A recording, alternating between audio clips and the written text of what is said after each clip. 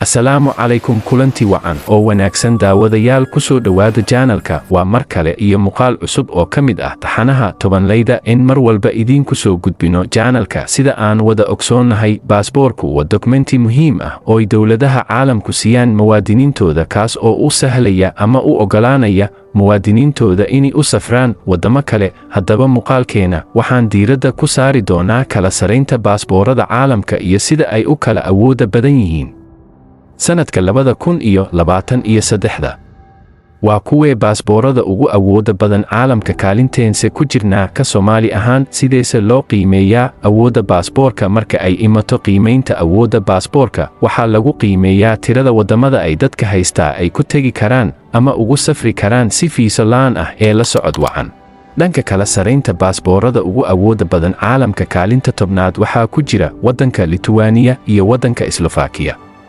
baasaboorka labadan dal waxaa lagu tegi karaa 184 waddan si fiiso la'aan ah. kaalinta sagaalaad waxaa ku jira waddanka Hungary iyo waddanka Poland.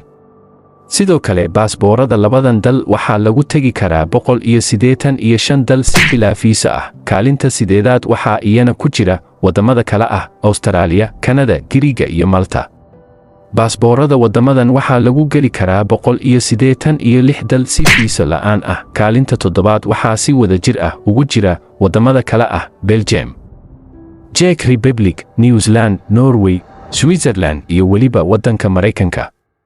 baasaboorada wadamadan dadka haysta waxay si fiiso la'aan ah ku geli karaan 187 waddan. kaalinta lixaad waxaa sidoo kale si wada jir ah ugu jira wadamada Faransiiska, Ireland, Portugal iyo weliba dalka Ingiriiska. baasaboorada wadamadan waxaa lagu tegi karaa 188 waddan si bilaa fiiso ah. kaalinta shanaad waxaa ku jira wadamada Austria, Denmark, Netherland iyo waddanka Sweden. baasaboorada wadamadan waxaa lagu tegi karaa 189 waddan si bilaa fiiso ah. kaalinta afraad waxaa ku jira wadamada Finland, Luxembourg iyo sidoo kale waddanka Talyaaniga. baasaboorada wadamadan waxaa lagu tegi karaa 190 waddan si fiiso la'aan ah. kaalinta saddexaad waxaa ku jira waddanka Jarmalka iyo waddanka Spain. baasaboorada labadan dal dadka haysta waxay si bilaa fiiso ah ku tegi karaan 191 waddan. kaalinta labaad waxaa ku jira waddanka Koonfurta Kuuriya. baasaboorka Koonfurta Kuuriya waxaa lagu tegi karaa 192 waddan si bilaa fiiso ah. kaalinta koowaad waxaa ku jira waddanka Japan iyo waddanka Singapore.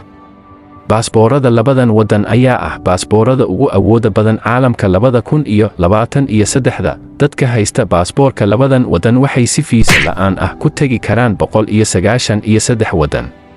daawade kuwaas waxay ahaayeen 10 baasaboor ee ugu horeeya dhanka kala saraynta baasaboorada ugu awooda badan caalamka sanadka 2022. haddaba daawade baasaboorkeena Soomaaliga kaalintuu ku jiraa imisa waddan ayaana lagu tegi karaa si bilaa fiiso ah. runtii baasaboor Soomaaligu sanadihii ugu dambeeyey wuxuu sameeyey horumar fiican oo wadamo badan ayaa laga ogolaaday. haddii aan eegno kaalinta uu kaga jiro dhanka kala saraynta baasaboorada ugu awooda badan caalamka, baasaboor Soomaaligu wuxuu ku jiraa kaalinta 103 waxaana lagu tegi karaa 35 waddan si bilaa fiiso ah. waxaanan rajaynaynaa sanadaha soo socda meeshaas meel ka fiican inuu gaari doono insha Allah. daawade waad ku mahadsan tahay daawashadaada. haddii aad ku cusub tahay channelka fadlan subscribe noo saar gambaleelkana furo si aad u hesho muuqaalo noocan oo kale ah. asxaabtaadana la wadaag. mahadsanid.